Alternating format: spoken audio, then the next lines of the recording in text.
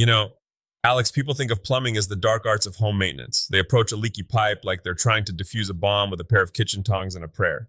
But honestly, it's just like Legos, only the pieces are heavier, and if you mess up, your living room becomes a swimming pool.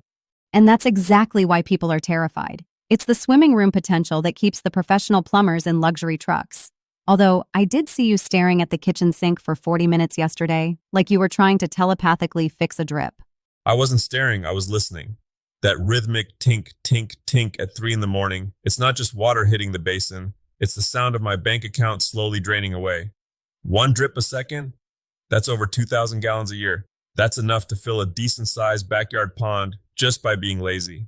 Okay, let's save the ponds. If I'm that homeowner hearing the thump of the water bill hitting my porch, where do we actually start? Because most of us just tighten the handle until it snaps, which I'm guessing is not the pro move. Yeah, the Gorilla Grip is basically how we ensure we have to buy a whole new fixture. Usually, with a drip, the villain of the story is a tiny little rubber circle worth about 50 cents. The O-ring. Or the washer. These things spend their whole lives being squeezed and bathed in mineral-heavy water, and eventually, they just get tired and lose their shape. So before I call a guy named Lefty who charges $200 just to park in my driveway, I should be looking at the guts of the faucet. Exactly. You shut off the water valves under the sink, which, by the way, is a great time to find out if those valves actually work. And you take the handle off. Often it's just a worn out cartridge or a bit of grit stuck in the aerator. That little mesh screen at the tip of the spout, it catches all the pebbles and calcium chunks coming through the pipes. If your water pressure feels like a tired garden hose, that's almost always the first place to look. Wait, I've had that. I thought my house just had low energy water. You're saying I just need to soak that little screen in some vinegar? Vinegar is the secret sauce for plumbers, Alex. It eats through calcium like a hot knife through butter. But if you've cleaned the screen and your pressure still feels like a soggy handshake throughout the whole house, you've got to go to the source. Check the main shutoff valve near your meter. Sometimes someone bumps it and it's only halfway open. Or your pressure regulator, that bell-shaped thing on the main line, has finally kicked the bucket. Soggy handshake pressure. I'm using that. But let's talk about the real monster under the bed, the clogged drain. I've seen people dump a whole gallon of that blue liquid fire down there and then act surprised when the pipes start smoking. Whatever you do, don't tell the chemical companies I said this, but those harsh cleaners are basically like trying to cure a headache by hitting yourself with a hammer. They're brutal on old pipes. I tell people to go for the baking soda and vinegar combo first.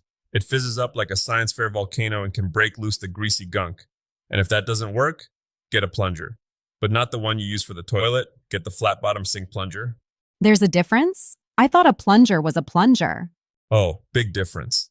A toilet plunger has that extra flap of rubber, the flange, that sticks out to seal the throat of the bowl. A sink plunger is just the cup.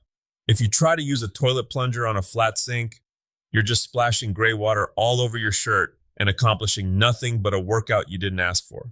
Okay, Tiger, let's move to the most annoying sound in the world. The phantom flush. The toilet that just starts running in the middle of the night for 3 seconds, then stops. Is my house haunted, or do I just need to start writing checks? It's the flapper, Alex. Every time. That big rubber stopper at the bottom of the tank, over time it gets warped or a little bit of slime builds up on the rim. It lets just a tiny trickle out, the tank level drops, and the fill valve kicks on to top it off. It's like trying to fill a bucket with a hole in the bottom. Is that the food coloring trick I keep hearing about? Best diagnostic tool in the kit. Drop a little blue or red food coloring in the tank, the back part, and wait 15 minutes. Don't flush. If you see the water in the bowl turning colors, you've got a leak. It's a 5-minute fix. You don't even need tools usually. You just pop the old flapper off its hinges and snap a new one on. Even I can do that. But what about the scary stuff? Like pipes freezing when the temperature drops to Arctic despair levels? I know you've got a story there. Oh, I've got more than a story. I've got a scar on my ego from a winter in 1998. I left a garden hose attached to the outside bib, the faucet on the outside of the house. The temperature tanked, the water in the hose froze, and it backed up into the pipe inside the wall. When water freezes, it expands with enough force to split copper like a ripe grape. I didn't know it was broken until April, when I turned the hose back on and heard a waterfall inside my drywall. Ouch. So the lesson is, disconnect your hoses before you start seeing your breath? Every single year. And if you suspect the pipe is currently frozen, like your faucet won't turn on in the morning, turn off the main water immediately. because once that ice melts, you're going to find out exactly where the crack is, and you don't want the whole city's reservoir trying to join you for breakfast through your kitchen floor. Okay, so we've covered drips, clogs, and freezing. But let's talk about the hot stuff, the water heater. I've lived in houses where the hot water just disappears halfway through a shower. It's a betrayal of the highest order. The water heater is the heart of the home, and when it's unhappy, nobody's happy.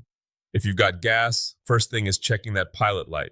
Winds or a weird pressure drop can blow it out. If it's electric, check your breaker panel at the start of the troubleshoot.